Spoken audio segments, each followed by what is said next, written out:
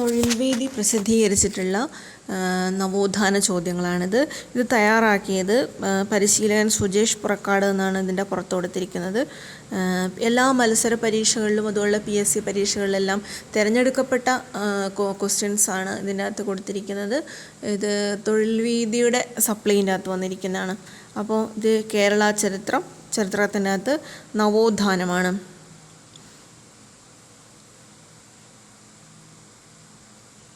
ഇതിനകത്ത് ഇവർ കൊടുത്തിരിക്കുന്നത് 8ാം ക്ലാസ് സാമൂഹ്യ ശാസ്ത്ര പാഠപുസ്തകത്തിലെ നവകേരള സൃഷ്ടിക്കായി, അത് 10ാം ക്ലാസ് സാമൂഹ്യ ശാസ്ത്ര പാഠപുസ്തകത്തിലെ കേരളം ആധുനികതയിലേക്ക് എന്നീ അധ്യായങ്ങളിൽ നിന്നെടുത്തിട്ടുള്ള ചോദ്യങ്ങളാണ് ഇവിടെ ഇവർ തയ്യാറാക്കിയിരിക്കുന്നത്. അത് എക്സാം വിന്നർ എന്ന് പറഞ്ഞിരിക്കുന്നതിൻ്റെ അകത്തുള്ള ചോദ്യങ്ങളാണ്. അപ്പോൾ നമുക്ക് എന്തൊക്കെയാണ് ചോദ്യങ്ങളെന്ന് നോക്കാം. അപ്പോൾ ഈ ഒരു എല്ലാ എക്സാമിനും വരുന്ന ഏത് എക്സാമിനും വരുന്ന ചോദ്യങ്ങളാണ്. അപ്പോൾ എന്തൊക്കെയാണ് നോക്കാം. ഒന്നാമത്തത്, ശ്രീനാരായണ ഗുരു ആദ്യമായി ശിവപ്രതിഷ്ഠ നടത്തിയത് എവിടെ എന്നുള്ള ചോദ്യമാണ്. അതിനുത്തരം ഓപ്ഷൻ ഡി, അരുവിപ്പുറം ആണ്. ശ്രീനാരായണ ഗുരു ആദ്യമായിട്ട് ശിവപ്രതിഷ്ഠ നടത്തിയത് അരുവിപ്പുറം. തോൽവിറക് സമരം നടന്നത് എവിടെയാണ് എന്നുള്ളതാണ്. അപ്പോൾ തോൽവിറക് സമരം നടന്നത് ചീമേനിയിലാണ്. തോൽവിറക് സമരം ചീമേനി. ചട്ടമ്പിസ്വാമി സ്മാരകം സ്ഥിതി ചെയ്യുന്നത് എവിടെയാണ്? ചട്ടമ്പിസ്വാമി സ്മാരകം ഉള്ളത് പന്മനയാണ്. ചട്ടമ്പിസ്വാമി സ്മാരകം പന്മനയാണ്. ഇനി ചട്ടമ്പിസ്വാമികളുടെ കൃതികൾ ചോദിക്കുന്നതാണ്, നമ്മൾ നോക്കാം. പ്രാചീന മലയാളം, ജീവകാരുണ്യ നിരൂപണം, ക്രിസ്തുമതഛേദനം, വേദാധികാര നിരൂപണം, അദ്വൈത ചിന്താപദ്ധതി, സർവമത സാമരസ്യം, അദ്വൈത പഞ്ചരം, ബ്രഹ്മത്വ നിർഭാസം, നിജാനന്ദവിലാസം, പരമഭട്ടാര ദർശനം. നെക്സ്റ്റ്, ചട്ടമ്പിസ്വാമികളുടെ ഒരു പ്രശസ്തമായിട്ടുള്ള ഒരു കൃതി ഏതാണെന്നുള്ളതാണ് കൊടുത്തിരിക്കുന്നത്. ഇതിൻ്റെ അകത്തുള്ളത് വേദാധികാര നിരൂപണം. അപ്പം ചട്ടമ്പിസ്വാമീൻ്റെതാണ് വേദാധികാര നിരൂപണം. നെക്സ്റ്റ്, സാധുജന പരിപാലന യോഗം രൂപീകരിച്ചതാര്? അത് അയ്യങ്കാളിയാണ്. സാധുജന പരിപാലന യോഗം അയ്യങ്കാളിയാണ് രൂപീകരിച്ചത്. നെക്സ്റ്റ്, ഋതുമതി എന്ന നാടകം എഴുതിയത് ആരാണ്? അത് MP ഭട്ടതിരിപ്പാടാണ്. MP ഭട്ടതിരിപ്പാട്. നെക്സ്റ്റ്, മതവിദ്യാഭ്യാസത്തോടൊപ്പം ഭൗതിക വിദ്യാഭ്യാസവും നേടിയാലേ മനുഷ്യ പുരോഗതി സാധ്യമാവുകയുള്ളൂ. ഇത് ആരുടെ വാക്കുകളാണ് എന്നുള്ളതാണ്. അത് വക്കം അബ്ദുൽ ഖാദർ മൗലവിയുടെയാണ്. മതവിദ്യാഭ്യാസത്തോടൊപ്പം ഭൗതിക വിദ്യാഭ്യാസവും നേടണമെന്ന് പറഞ്ഞത് വക്കം അബ്ദുൽ ഖാദർ മൗലവിയാണ്. നെക്സ്റ്റ്, കല്ലുമാല പ്രക്ഷോഭത്തിന് നേതാവ് ആരാണെന്നുള്ള ചോദ്യമാണ്. അത് ഓപ്ഷൻ എ, അയ്യങ്കാളിയാണ്. കല്ലുമാല അയ്യങ്കാളിയാണ്. അടുത്തത്, ദുരവസ്ഥ എന്ന കൃതി രചിച്ചത് ആരാണ്? കുമാരനാശാൻ്റെതാണ് ദുരവസ്ഥ. ഞങ്ങളുടെ കുഞ്ഞുങ്ങളെ പഠിപ്പിച്ചില്ലെങ്കിൽ കാണായ പാഠങ്ങളിലെല്ലാം മുട്ടിപ്പുല്ല് കുരിപ്പിക്കും എന്ന മുദ്രാവാക്യം ആരുമായി ബന്ധപ്പെട്ടതാണ്? അയ്യങ്കാളിയുമായിട്ട് ബന്ധപ്പെട്ടതാണ്. പുലയരാജ എന്നറിയപ്പെടുന്നത് അയ്യങ്കാളിയാണ്. ഞങ്ങളുടെ കുഞ്ഞുങ്ങളെ പഠിപ്പിച്ചില്ലെങ്കിൽ കാണായ പാഠങ്ങളെല്ലാം മുട്ടിപ്പുല്ല് കുരിപ്പിക്കും എന്ന് പറഞ്ഞത് അയ്യങ്കാളിയാണ്. അടുത്തത്, മൂന്നായി മുറിഞ്ഞു കിടക്കും ഈ കേരളം ഒന്നാകുമെന്നായി പ്രതിജ്ഞ ചെയ്യുന്നു നാം എന്ന് തുടങ്ങുന്ന ഒരു ഐക്യ കേരള പ്രതിജ്ഞ തയ്യാറാക്കിയത് ആരാണ്? അത് NV കൃഷ്ണവാര്യറാണ്. NV കൃഷ്ണവാര്യർ. മൂന്നായി മുറിഞ്ഞു കിടക്കും ഈ കേരളം ഒന്നാകും എന്ന് പ്രതിജ്ഞ ചെയ്ത ഐക്യ കേരള പ്രതിജ്ഞ തയ്യാറാക്കിയത് ആരാണ്? NV കൃഷ്ണവാര്യറാണ്. NV കൃഷ്ണവാര്യർ. ഇനി ശ്രീനാരായണ ധർമ്മ പരിപാലന യോഗം 1903 മെയ് 15 ശ്രീനാരായണ ധർമ്മ പരിപാലന യോഗം എന്നൊരു സംഘടനയ്ക്ക് രൂപം നൽകുന്നത്. അടുത്തത്, നാരായണ ഗുരുവിൻ്റെ പ്രധാനപ്പെട്ട കൃതികളാണ് ജാതി ലക്ഷണം, ദൈവ ദശകം, ശിവശതകം, കുണ്ടലിനിപ്പാട്ട്, ദർശനമാല, അദ്വൈത ദീപിക, നിർവൃതി പഞ്ചകം, വിനായകാഷ്ടകം. അടുത്തത്, പുളികുടി, തിരണ്ടു കല്യാണം, താലികെട്ട് കല്യാണം തുടങ്ങിയ ദുരാചാരങ്ങൾക്കെതിരെ ജനങ്ങളെ ബോധവൽക്കരിച്ച നവോത്ഥാന നായകൻ ആരാണ്? അത് ശ്രീനാരായണ ഗുരുവാണ്. അടുത്തത്, ശ്രീനാരായണ ഗുരു ഓം എന്നെഴുതിയൊരു കണ്ണാടി പ്രതിഷ്ഠ നടത്തിയ ക്ഷേത്രം ഏതാണ്? അത് കളവങ്കോട് ക്ഷേത്രമാണ്. ഓം എന്നെഴുതിയ കണ്ണാടി പ്രതിഷ്ഠ കളവങ്കോട് ക്ഷേത്രമാണ്. അടുക്കളയിൽ നിന്ന് അരങ്ങത്തേക്ക് എന്ന നാടകം രചിച്ചതാരാണ്? അത് VT ഭട്ടതിരിപ്പാടാണ്. അടുക്കളയിൽ നിന്ന് അരങ്ങത്തേക്ക് VT ആണ്. പ്രത്യക്ഷരക്ഷാ ദേവസഭ സ്ഥാപിച്ച സാമൂഹ്യ പരിഷ്കർത്താവാണ് പൊയ്കയിൽ കുമാരഗുരുദേവനാണ്. പൊയ്കയിൽ കുമാരഗുരുദേവൻ.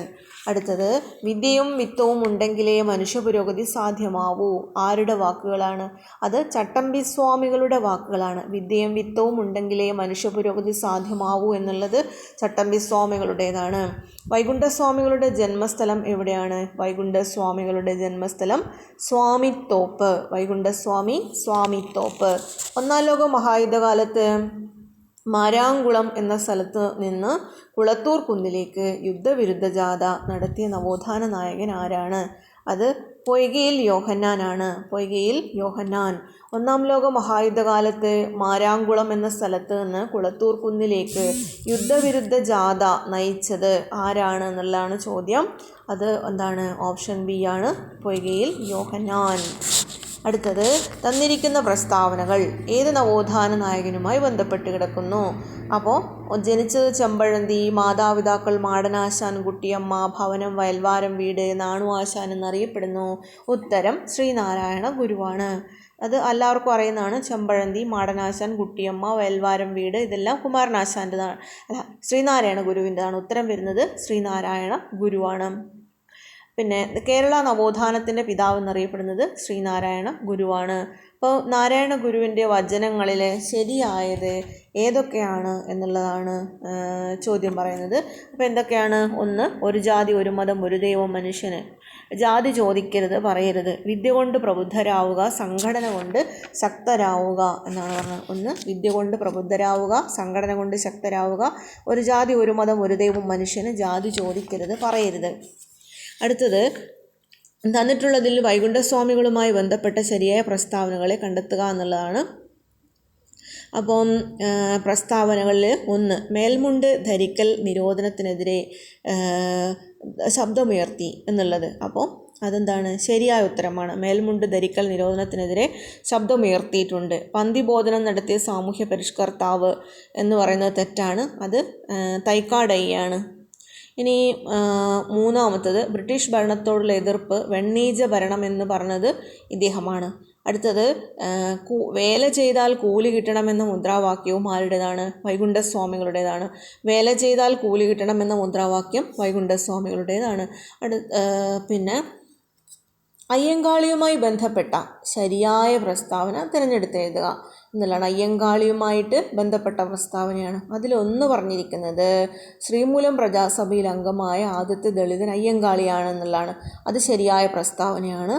പിന്നെ രണ്ടാമത് അയ്യങ്കാളി ജനിച്ചതുമായി ബന്ധപ്പെട്ടത് 1853 കൊടുത്തതാണ്. ഇത് 63 അയ്യങ്കാളി ജനിക്കുന്നത്. പിന്നെ അയ്യങ്കാളിയുടെ പ്രതിമ തിരുവനന്തപുരത്ത് അനാച്ഛാദനം ചെയ്തത് ഇന്ദിരാഗാന്ധിയാണ് എന്നുള്ളതാണ്. അപ്പോൾ അത് ശരിയാണ്. അയ്യങ്കാളിയുടെ പ്രതിമ തിരുവനന്തപുരത്ത് അനാച്ഛാദനം ചെയ്തത് ഇന്ദിരാഗാന്ധിയാണ്. അടുത്തത് പൊയ്കയിൽ അപ്പച്ചൻ പ്രത്യക്ഷരക്ഷാ ദേവസഭ ആരംഭിച്ച വർഷം ഏതാണ്? 1909 പൊയ്കയിൽ അപ്പച്ചൻ പ്രത്യക്ഷരക്ഷാ ദേവസഭ ആരംഭിച്ച വർഷമാണ് 1909. കേരളത്തിലെ ഏത് സാമൂഹ്യ പരിഷ്കർത്താവാണ് ആത്മോപദേശ ശതകം എഴുതിയത്? ആത്മോപദേശ ശതകം എഴുതിയത് ശ്രീനാരായണ ഗുരു. ആത്മോപദേശ ശതകം ശ്രീനാരായണ ഗുരു.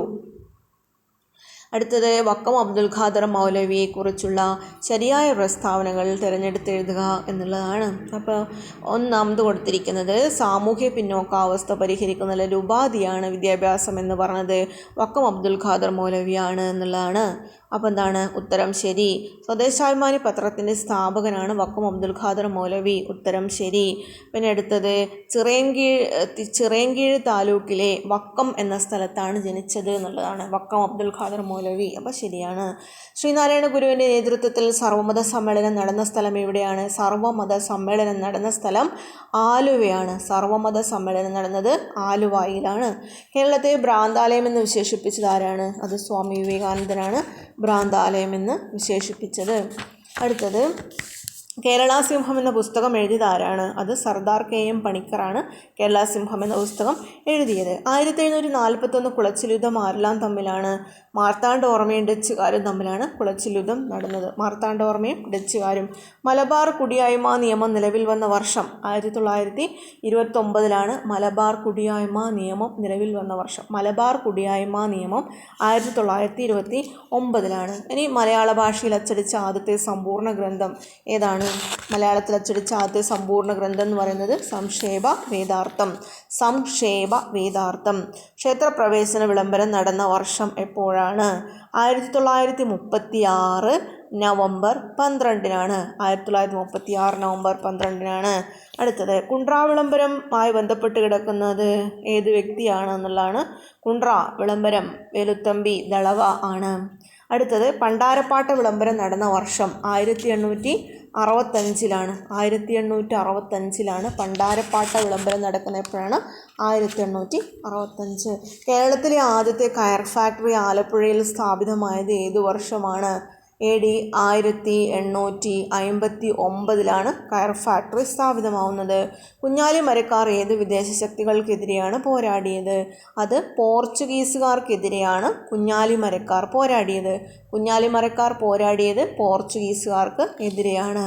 ഒന്നാം കേരള സംസ്ഥാന രാഷ്ട്രീയ സമ്മേളനം നടന്ന വർഷം 1921. ഒന്നാം കേരള സംസ്ഥാന രാഷ്ട്രീയ സമ്മേളനം നടന്നത് 1921. 1921 ഏപ്രിൽ 23 മുതൽ 26 വരെയാണ് ഒന്നാം കേരള സംസ്ഥാന രാഷ്ട്രീയ സമ്മേളനം നടന്നത്.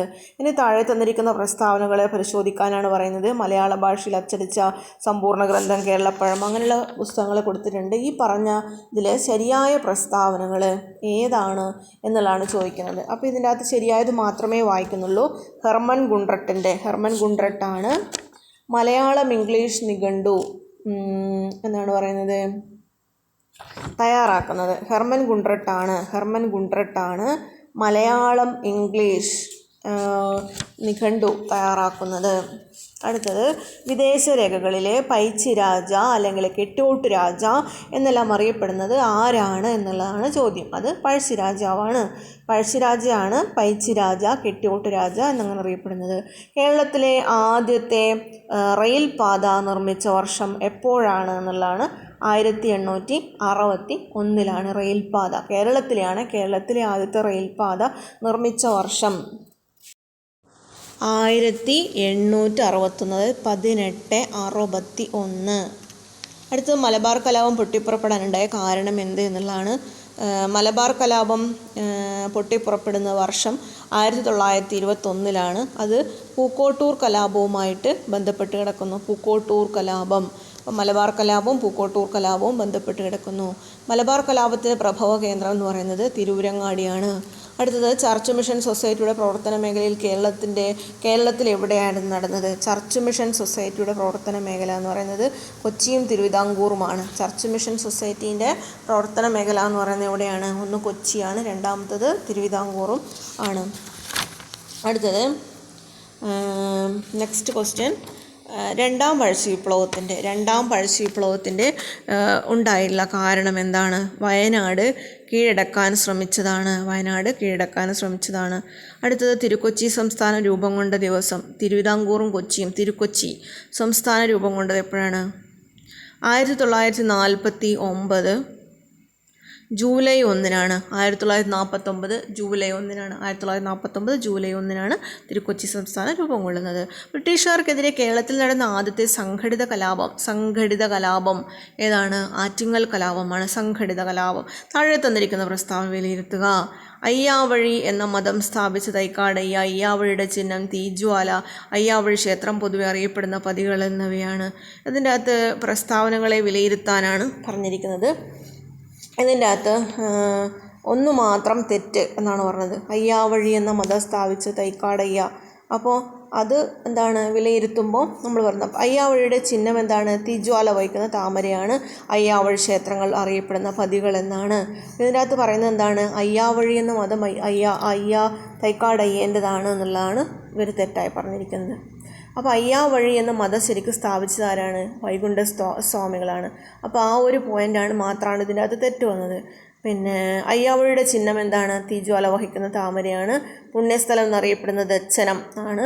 പിന്നെ ക്ഷേത്രങ്ങൾ പൊതുവെ അറിയപ്പെടുന്ന പതികളെന്ന് തന്നെയാണ്. അപ്പോൾ അയ്യാവഴി എന്ന മതം സ്ഥാപിക്കുന്നത് വൈകുണ്ഠസ്വാമികളാണ്. അയ്യാവഴി എന്ന മതം സ്ഥാപിക്കുന്നത് ആരാണ്? വൈകുണ്ഠസ്വാമികളാണ്. മേച്ചിൽ പുല്ല് സമരം നയിച്ച നായിക. മേച്ചിൽ പുല്ല് സമരം കണ്ടക്കൈ കുഞ്ഞാക്കമ്മ. മേച്ചിൽ പുല്ല് സമരം കണ്ടക്കൈ കുഞ്ഞാക്കമ്മ. കേരളത്തിലെ പ്രധാനപ്പെട്ട സ്ത്രീ മുന്നേറ്റങ്ങളിലൊന്നാണ് ഈ കണ്ടക്കൈ പുല്ലുപറിക്കൽ സമരം. കണ്ണൂർ ജില്ലയിലെ മയ്യിൽ ഗ്രാമപഞ്ചായത്തിലെ കണ്ടക്കൈ എന്ന പ്രദേശത്താണ് സമരം നടക്കുന്നത്. കണ്ടക്കൈ അധികാരിയുടെ പറമ്പിൽ നിന്ന് കുഞ്ഞാക്കമ്മയുടെ നേതൃത്വത്തിൽ പുല്ലു മേയാൻ പുല്ലു പറിച്ചതാണ് പുല്ലുപറി സമരം എന്നറിയപ്പെടുന്നത്.